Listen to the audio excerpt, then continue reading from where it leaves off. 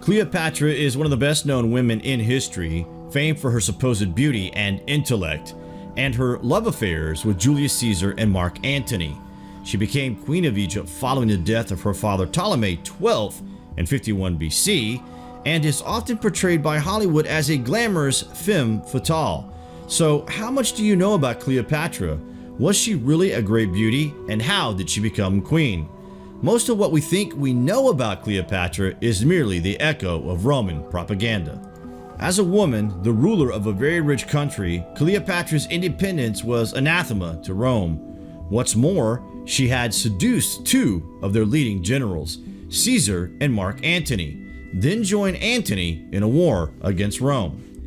Outside Europe, in Africa, and in Islamic tradition, she was remembered very differently.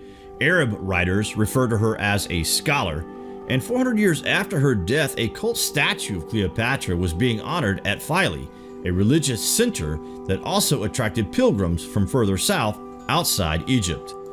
And when she subsequently gave birth to a son, she named the baby Caesarion, Little Caesar. In Rome, this caused a scandal. This was firstly because Egypt and its pleasure-loving culture were despised as decadent, but it was also because Caesar had no other sons, though he was married to Calpurnia and had had two wives before her, and of course he had just made himself the most powerful man in Rome.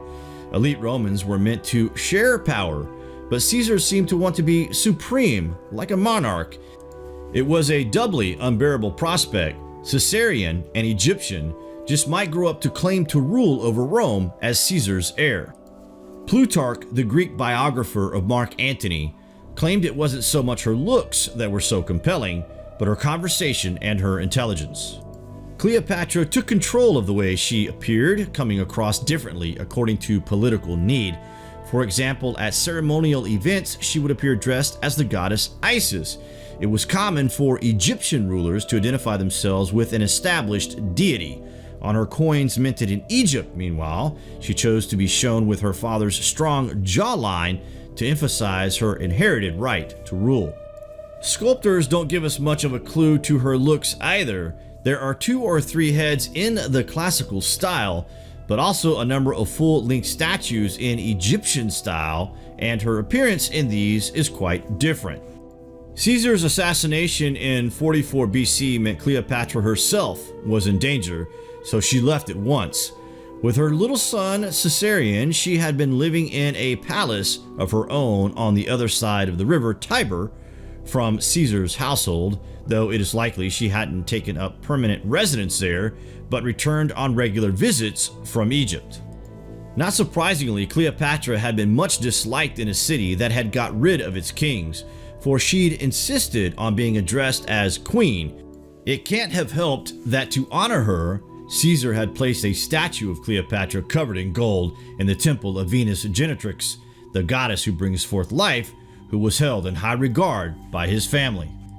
She had Caesarion, her eldest son, represented on the temple wall at Dendra alongside her as sharing her rule.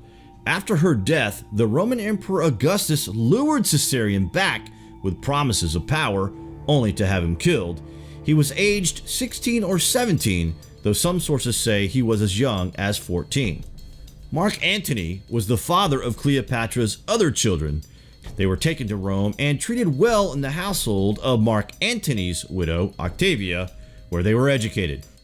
The adult Cleopatra Selina was married to Juba, a minor king, and sent to rule with him over Mauritania.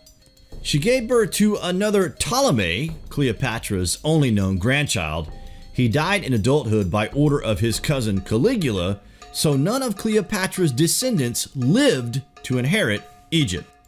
Augustus founded his reign on the defeat of Cleopatra when he had the chance to have a month named in his honor. Instead of choosing September, the month of his birth, he chose the 8th month, in which Cleopatra died, to create a yearly reminder of her defeat.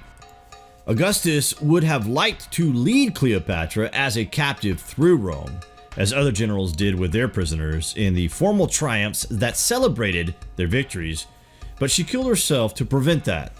Cleopatra didn't die for love, like Mark Antony, who killed himself because there was no longer a place of honor for him in the world. Cleopatra chose to die rather than suffer the violence of being paraded, shamed, and helpless through Rome. Augustus had to make do with an image of her that was carried through the streets instead. Cleopatra's family was descended from the Macedonian general Ptolemy, who had picked up Egypt in the share out after Alexander died. But 250 years then passed before Cleopatra was born, 12 generations, with all their love affairs and secret assassinations. This was the argument put forward to BBC's History Extra by a lady named Mary Hammer. We hope you found it as interesting as we did. Just a little bit of history that is, of course, laced with speculation. A period in history that is so close to modern times we can almost touch it. Yet we are educated to believe that this was the first stretch of civilized civilization. We think not. What do you guys think of this anyway? Comments below, and as always, thank you for watching.